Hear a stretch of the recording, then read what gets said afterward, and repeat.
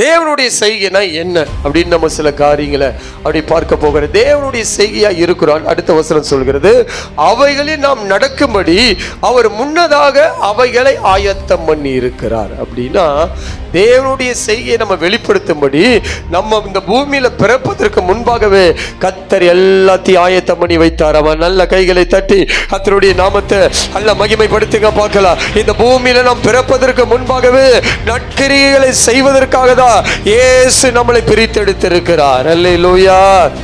இன்னைக்கு நல்லதை செய்வதற்கு ஆட்கள் ரொம்ப குறைஞ்சு போயிட்டாங்க. நற்கிரியைகளை செய்கிற ஆட்கள் இன்னைக்கு ரொம்ப ரொம்ப குறைஞ்சு போயிட்டாங்க.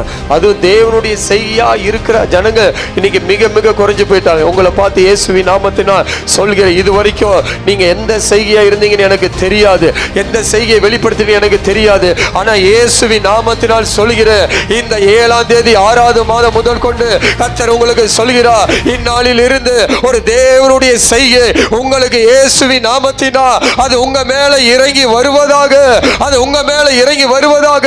அவர் வெளிப்படுத்தினதை போல கட்டப்பட்ட ஜனங்கள் விடுவிக்கப்பட, கண்ணீரோடு இருக்கிற ஜனங்கள் விடுவிக்கப்பட, போராடி கொண்டிருக்கிற, பயந்து நடுங்கி கொண்டிருக்கிற ஜனங்கள் ஒரு பெரிய வெளிச்சத்தை பார்த்தது போல அந்த நற்கிரிகளை செய்ய தேவனுடைய செய்கையாக கர்த்தர் உங்களை மாற்ற விரும்புகிறார். விசுவாசிக்கிறவர்கள் நல்ல கைகளை தட்டி கர்த்தருடைய நாமத்தை அப்படியே மகிமைப்படுத்துங்க பார்க்கலாம். நல்ல கையை தட்டி கர்த்தருடைய நாமத்தை மகிமைப்படுத்துங்க.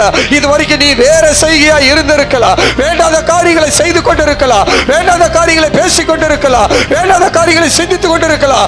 ஆனால் உங்களை கர்த்தர் முழுவதுமாய் மாற்றி ஒரு பெரிய மாற்றத்துக்குள்ள கொண்டு வர போறாரு. நல்ல கண்ணை மூடி 2 நிமிடம் ஜெபிக்க பார்க்கலாம்.